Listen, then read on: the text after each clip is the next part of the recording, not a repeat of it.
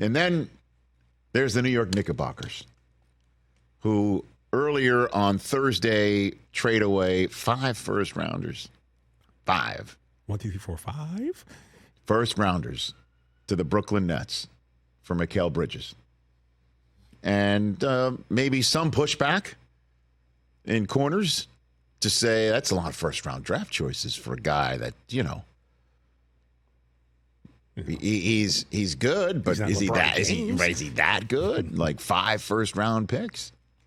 And I'm like, well, the Knicks didn't even trade any first-round picks for this year. Again, the analogy to the other draft that I cover, I could not imagine a player in the NFL of Mikal Bridges' status and upside, and that guy goes on a draft day trade for draft choices that aren't even from this year's draft. Like that would make the Michael Penix drafting in the NFL draft like a mere bag of shells, like just any old day. Seriously, if the NFL had a player of that caliber traded on a draft day and it didn't even involve capital on that night's first round, that would just be like, get out of here. Really? That said, I'm like, so the Knicks might draft 24. They hope to draft 30, So you're giving up that name of a player, not even this year. You're drafting him next year. And then you're giving up one in 2027. You're giving up one in 2029. You're giving up one in 2031. And last night, the Knicks, with one of their first-round picks, drafted an 18-year-old. So right now, if they are giving up the choice of an 18-year-old in 2031, that individual right now is 11. So don't go for Mikal Bridges because you're giving up that 2031 first rounder? Really? Like, is that what you're saying? Kid hasn't even hit puberty yet. Especially when their next plan later on that day was to give OG Anunoby his money. Oof. Yesterday, you're like, the Knicks going to pay him that money? And I'm like, yeah, why not? Sure. You know what? Dolan's got it. I know. I know Dolan's got it. Rich was very free with Nick dollars. What do I care? Seriously. Dolan has it. Do you want to spend it to win or not? Do you want to go and win or not? Do you want to really bring a championship to Madison Square Garden or not? Do you want to have confetti come down the Canyon of Heroes and have Jalen Brunson and the rest of the Nova Knicks go and celebrate in that manner?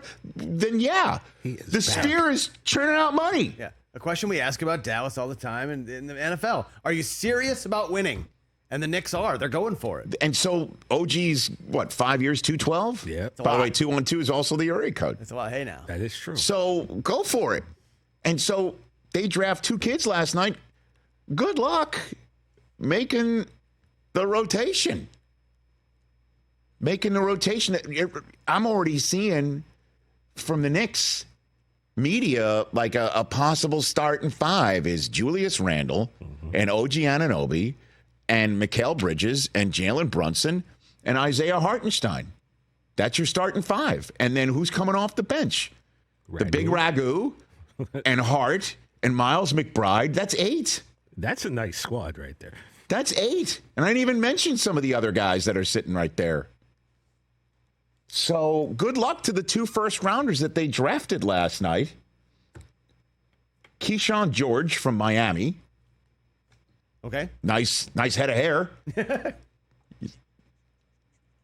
And then got traded to Washington.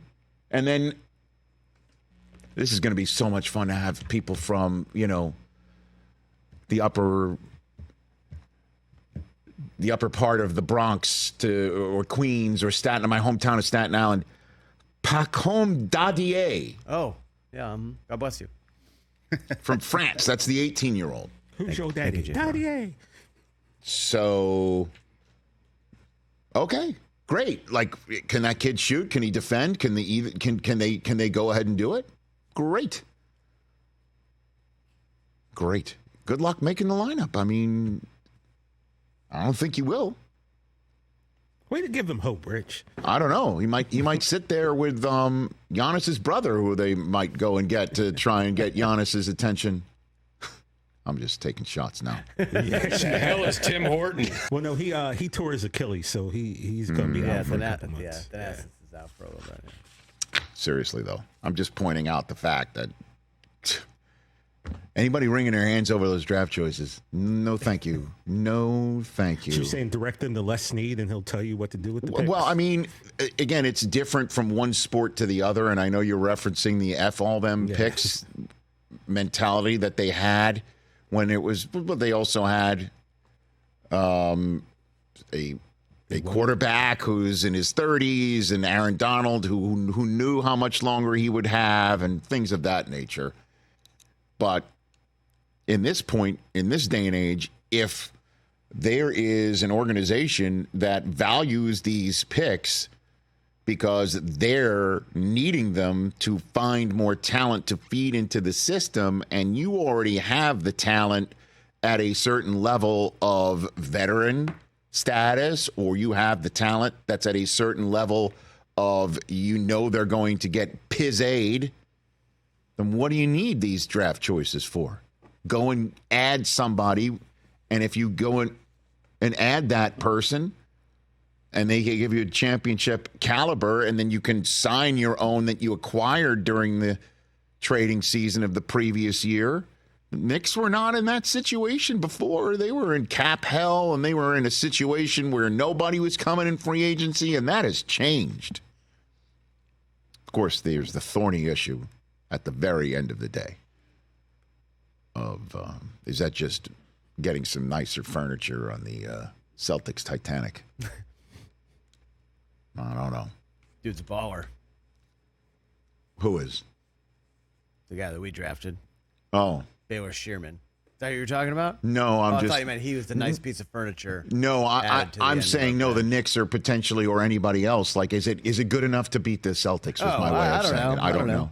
Catch the Rich Eisen Show every single day on the Roku channel, 12 to 3 Eastern, for free.